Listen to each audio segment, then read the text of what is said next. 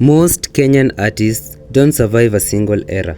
So how has Mejja managed to survive all of them? Back in 2020, during the COVID-19 lockdowns, the world went quiet. Life slowed down. But in Kenya, one song was everywhere, Utawezana. It played on radios, phones, matatus, and everyone knew it. Then something unexpected happened. The song took over TikTok. Dance challenges started spreading everywhere, and a new wave of creators stepped into the spotlight. One of them was Azia Nasenya, whose viral dance helped push the song into national attention. But as big as that moment was, that wasn't where Mejja's story begins. That was his comeback. Because before Utawezana ever went viral, Mejja had already been in the game for years. He had seen the rise and fall of different sounds in Kenya. And unlike many artists, he never fully disappeared. But staying relevant in Kenyan music is not easy. Every few years, the sound changes, the audience changes, and artists get replaced. So the real question is, how did Mejja manage to survive all of that? But before we continue, I know Utawezana could like this video and subscribing to this channel. Before the viral moments, before the comeback, Mejja was already building a name for himself in Kenyan music. His style felt different from many artists at the time. While others focused on sounding flashy or complicated, Mejja focused on everyday's life, humor, street stories, and the kind of conversations people had in matatus, estates, and around Nairobi. That relatability slowly became his identity. People didn't just listen to his music, they saw themselves in it. But long before becoming one of the most recognizable voices in Kenyan music, his journey started with a completely different expectation. Because before Mejja became a household name in music, his future was supposed to look very different. At home, his mother imagined a stable path for him, even hoping he would join the army. Imagine, Mejja was supposed to become maybe a KDF or join the NIS. But Mejja had other ideas. Instead of following that path, he took a chance that would change everything. He entered a talent search competition organized by Celtel, one of the major platforms that was giving young artists a chance to be heard. And against expectations, he won. That moment didn't just give him recognition, it confirmed that his voice belonged somewhere else. Winning the Celtel competition opened doors Mejja had never imagined. He was now stepping into the heart of Kenya's urban music scene. He found himself around influential producers like Clemo and big artists like Juakali, learning how the industry really worked. At one point, he was even living around Clemo's studio environment, watching sessions, learning production, and absorbing the culture of music creation. And back then, music promotion was nothing like today. There was no TikTok, no streaming platforms, no instant virality. Unlike today, you probably just need one viral video and you will blow up.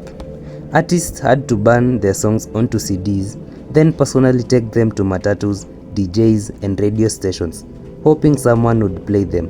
It was pure hustle, and Mejja was part of that generation that had to fight for every moment of recognition. During this time, his music started gaining attention. Songs like Kwanijana Kuliendaje introduced his unique storytelling style, while tracks like Round Hii and Landlord showed his ability to turn everyday Kenyan struggles into relatable music. People didn't just listen to him, they related to him. He wasn't trying to sound perfect, he sounded real, like Nairobi streets, matatu conversations, and everyday Kenyan life. Around this time, the name Okonko also became closely associated with him, a personality fans would later embrace. And slowly, Mejja was no longer just an upcoming artist, becoming a voice people recognized. And after establishing himself as a rising voice in Kenyan music, Mejja's journey entered a new chapter. That's when he linked up with two artists who shared a similar energy and sound, Kid Kora and Mad Trucks. Together, they formed a group known as Kansoul. What made Gansul stand out wasn't just the music, it was the chemistry. They blended humor, sheng, and everyday Nairobi life into music that felt natural and instantly relatable. Their sound wasn't complicated. It was street level, fun, honest, and deeply Kenyan. And soon, Kansoul began releasing songs that defined that era. At their peak, Kansoul wasn't just dominating the mainstream. They were also influencing the next wave of artists emerging in the Kenyan scene, including collaborations and connections with upcoming acts like Ethic.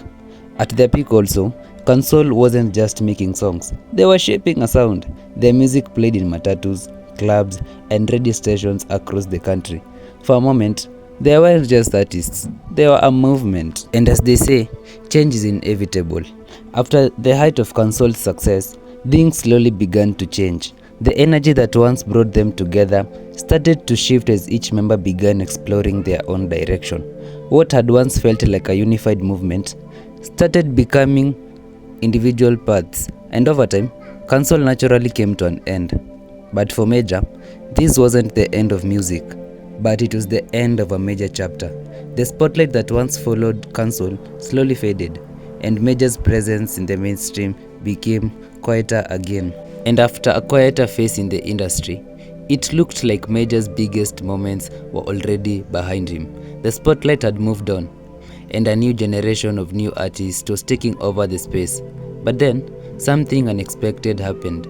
A song that wasn't even planned to be a comeback started spreading in a completely different way. The song was Utawezana. At first, it was just another release in the growing Kenyan music scene. But then, the internet changed everything.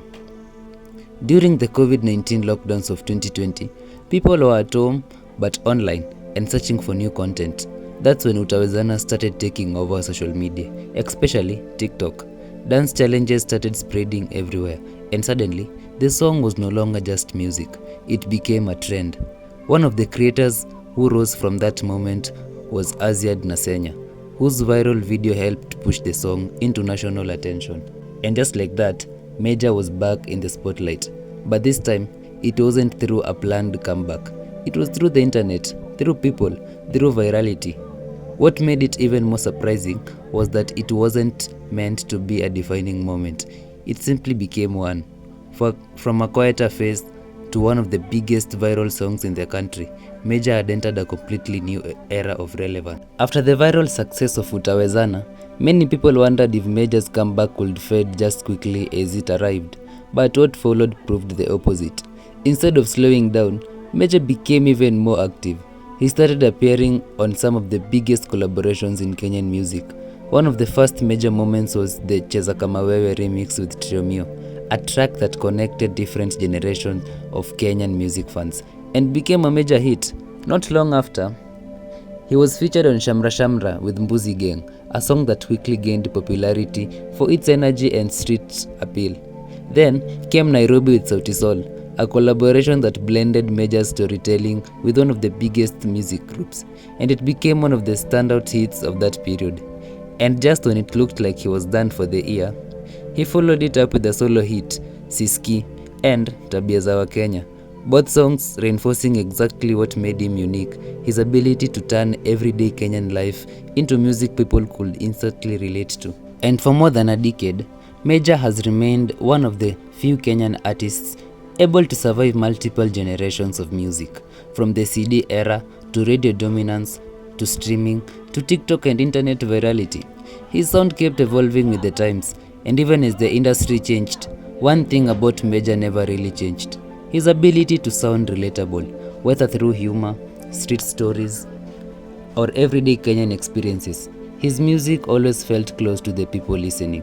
And over the years, that impact also earned him industry recognition and awards, including early recognition at the Chaguo Latines Awards, a sign that people were already beginning to notice his unique style.